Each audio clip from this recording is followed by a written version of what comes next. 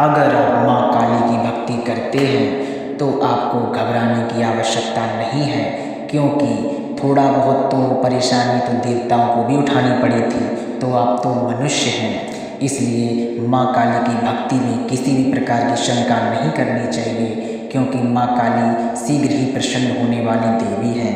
आपकी थोड़ी सी ही भक्ति पर वह प्रसन्न हो जाती हैं तथा आप जो भी कामना से उनकी पूजा करते हैं वे अवश्य ही पूर्ण करती हैं। और जो भक्त माँ काली को अपने तन मन धन से भगवती को प्रसन्न करने के लिए नाना प्रकार की पूजाओं से, हवन से, होम से, बलि से, नैवेद्य से, यहाँ पर बलि का अर्थ है कि भगवती को नारियल की भेंट तथा नींबू की भेंट बलि मानी जाती है। सात्विक पूजा ही माँ काली की हम बताते हैं और सात्विक पूजा ही माँ काली की करनी चाहिए। और जिस प्रकार जिसके यहाँ पर जैसी भी पूजा होती हो, मांस, मदिरा, बलि तथा बकरे की भेंट देने से देवी प्रसन्न होती हैं, तो उसको अवश्य ही देनी चाहिए, ये मेरा मत है।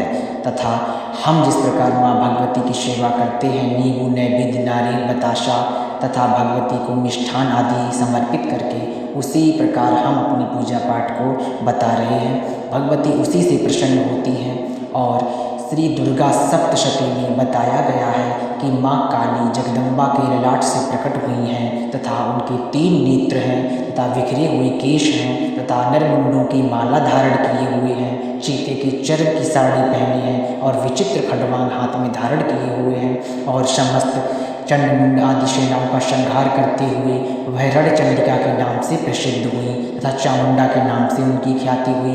तथा हे भगवती जगदम्बा परमेश्वरी कालिका, जो भी तुम्हारी पूजा करते हैं तुम उन पर प्रसन्न होती हो, और हे भगवती आप उन पर सदा प्रसन्न रहो, और हे जगदम्बा आप हमारी रक्षा करो। इस प्रकार भगवती से निवेदन करके उनकी पूजा करनी चाहिए। जय जय महाकाल।